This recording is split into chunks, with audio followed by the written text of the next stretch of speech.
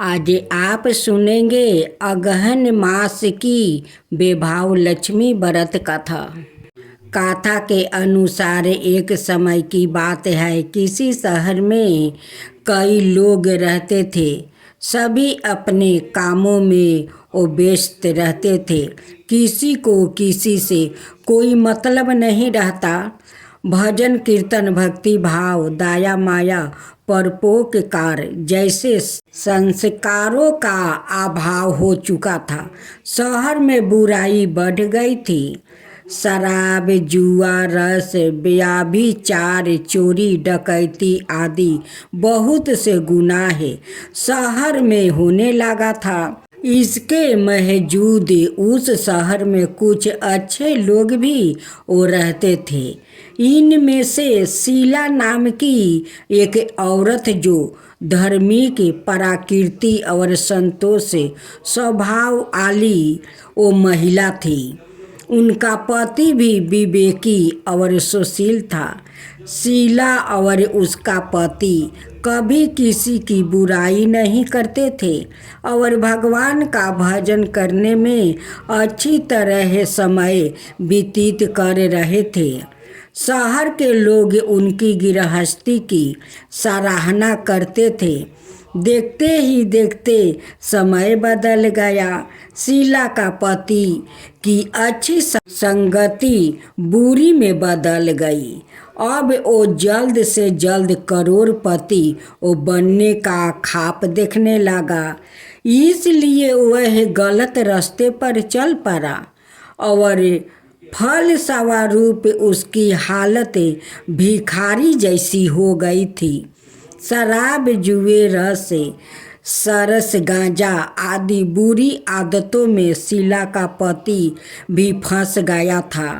दोस्तों के साथ उसे भी शराब की आदत लग गई थी। इस प्रकार उसने अपना सब कुछ जुए में गंवा दिया था। शीला इस बात से बेहद चिंतित रहने लगी, लेकिन उसे भगवान पर पूरा भरोसा था। वह अपना अधिकांश समय प्रभु भक्ति में बिताने लगी। अचानक एक दिन की बात है, दोपहर को उनके द्वार पर किसी ने माताजी दस्तक दी। शीला ने द्वार खोली तो देखी कि एक वृद्धा माँ जी खड़ी थी। उसके चेहरे पर अलौकिक तेज दिखाई दे रहा था। उनकी आँखों में से मानो अमृत बह रहा था। उसका बेभाव चेहरा करुणा और प्यार से झलक रहा था। उसके देखते ही शीला के मन को शांति महसूस हुई और उसके रोम रोम आनंदमयी हो उठी। शीला उस माँ जी को आदर के साथ घर ले आई। घर में बैठने के लिए कुछ भी नहीं था। अतः शीला ने एक फटी हुई चादर पर उसको बैठाई। माँ जी बोली, क्यों शीला, मुझे पहचाना नहीं? हर शुक्रवार को लक्ष्मी जी के मंदिर में भजन कीर्तन के समय मैं भी वहाँ आती हूँ। इसके बावजूद शीला कुछ समझ नहीं पा रही थी। फिर माँ जी बोली, तुम बहुत दिनों से मंदिर नहीं आई, इसलिए मैं तुम्हें देखने चली आई। माँ जी के प्रेम भरे शब्दों से शीला का हृदय पिघल गया। उसकी आंखों में आंसू आ गया और वह बिलख बिलख कर रोने लगती है। माँ जी ने कहा, बेटी, सुख और दुख तो धूप और जैसे होते हैं। धैर्य रखो बेटी, मुझे तेरी सारी परेशानी पता है। माँ जी के व्यवहार से शीला को काफ़ी संभल मिला और सुख की आशा में उसने माँ जी को अपनी सारी कहानी कह सुनाई।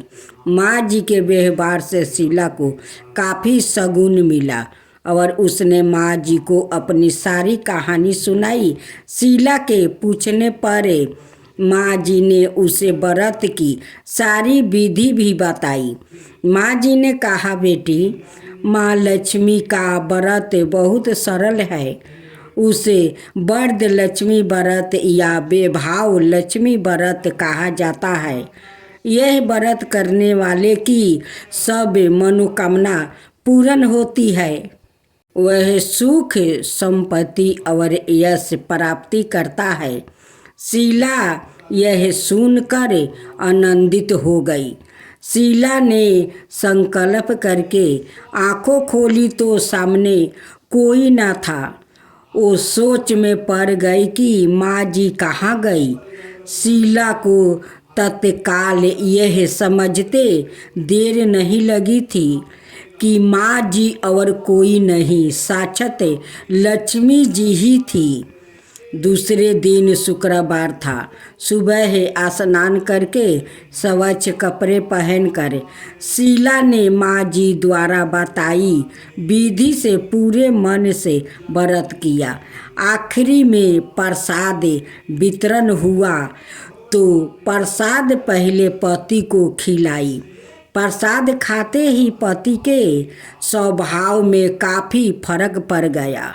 उस दिन उसने शीला को मारा नहीं, सताया भी नहीं। शीला को बहुत आनंद हुआ।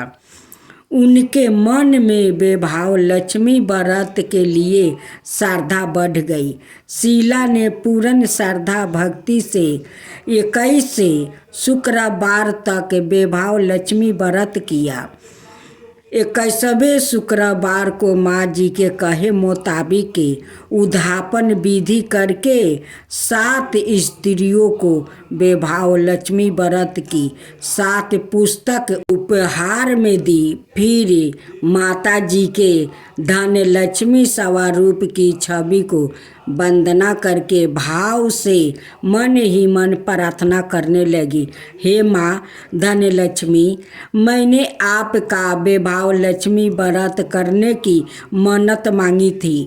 वह व्रत आज पूर्ण किया है। हे माँ, मेरी हर विपत्ति दूर करो, हमारा सबका कल्याण करो।